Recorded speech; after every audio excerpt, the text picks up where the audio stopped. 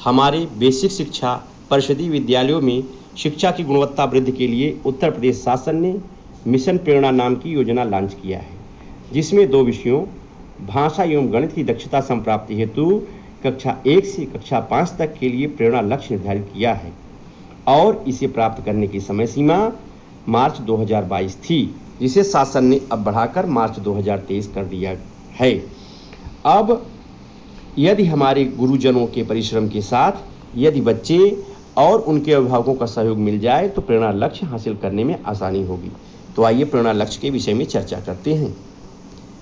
सबसे पहले कक्षा 1 भाषा विषय में प्रेरणा का लक्ष्य क्या है, इसे सुनिए। निर्धारित सूची में से 5 शब्द सही से पहचान लेना। यदि बच्चा जो सूची दिया गया है उसमें से 5 शब्द सही से पहचान ले तो वह प्रेरणा लक्ष्य प्राप्त कर लिया। कक्षा 2 का बच्चा भाषा में यदि दिए गए अनुच्छेद को 20 शब्द प्रति मिनट के प्रवाह से पढ़ लेता है तो वह कक्षा 2 की भाषा का प्रेरणा लक्ष्य प्राप्त कर लिया। कक्षा 3 का बच्चा यदि दिए गए अनुच्छेद को 30 शब्द प्रति मिनट के प्रवाह से पढ़ लेता है तो वह प्रेरणा लक्ष्य प्राप्त कर लिया।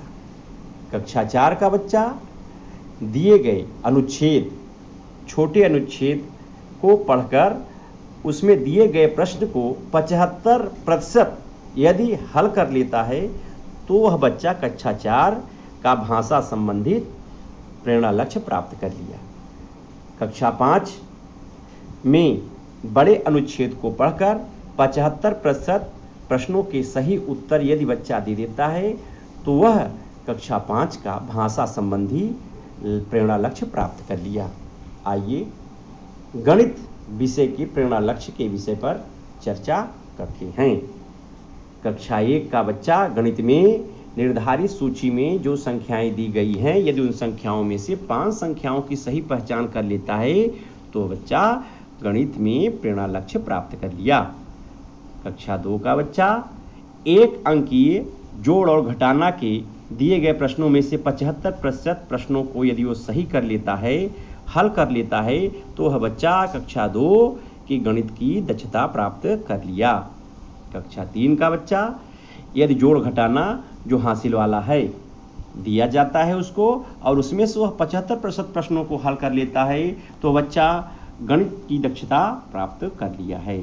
इसी प्रकार कक्षा 4 का बच्चा यदि दिए गए प्रश्नों में से गुणा के 75% प्रश्नों को सही ढंग से हल कर पाता है तो वह बच्चा कक्षा 4 की गणित की दक्षता प्राप्त कर चुका है। कक्षा 5 का बच्चा यदि दिए गए प्रश्नों में से भाग के 75% प्रश्नों को सही हल कर पाता है तो वह बच्चा गणित का प्रेरणा लक्ष्य प्राप्त कर लिया।